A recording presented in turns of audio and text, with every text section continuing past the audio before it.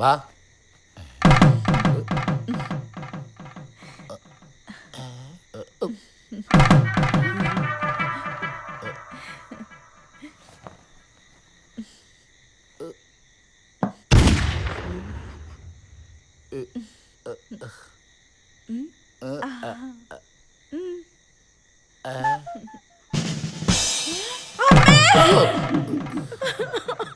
എന്തു പറ്റി മോളെ?